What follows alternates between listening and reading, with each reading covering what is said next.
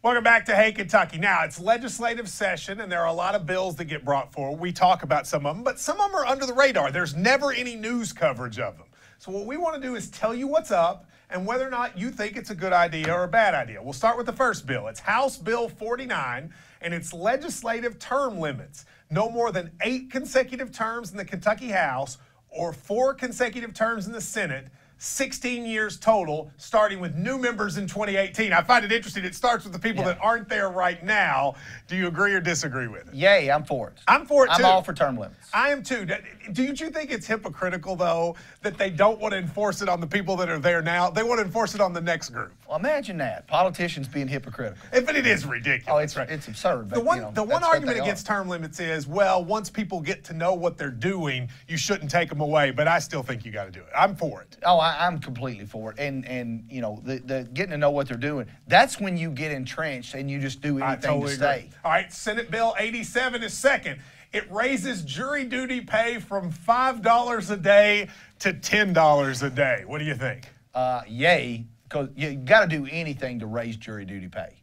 I mean, one of the inherent problems with the criminal justice system and the justice system in general, but especially the criminal justice system, is the lack of diversity on juries, and not so much ethnic diversity, but economic diversity. Correct. Because the only people that afford to do jury duty are retirees and salaried workers and government workers. So you would raise it even more than $10. Absolutely. I agree. $10 a day. People cannot miss their jobs to do that. Especially hourly employees. You're exactly right. Number 3, Senate Bill 7, that would require no license at all to conceal carry guns across Kentucky. Not we have concealed carry now, but this would require no license. This would let basically anyone do it. What do you think? Nay, but yeah, I mean, I don't.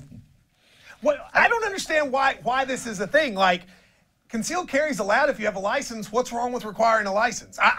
If this passes, which it may do, like, why? Well, it's going to pass because NRA is going to make sure. But do you want people to be able to carry concealed with no license? No, I want them to have a concealed carry license. Okay, I feel like that's not too much to ask to have a license, but.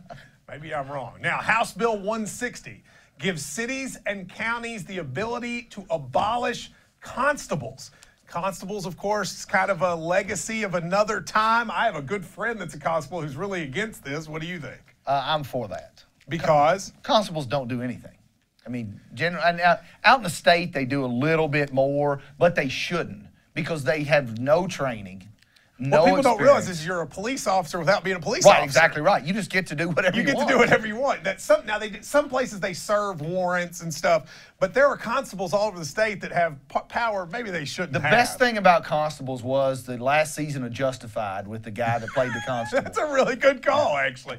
Finally, Senate Bill 21. It lets terminal patients use experimental drugs in hope of a cure. States are allowed now to give their citizens the ability to use drugs that FDA has not approved if it's a life-threatening disease. Would you do this? Yes. What possible reason, if they're terminal? Yes. What possible reason is there not to?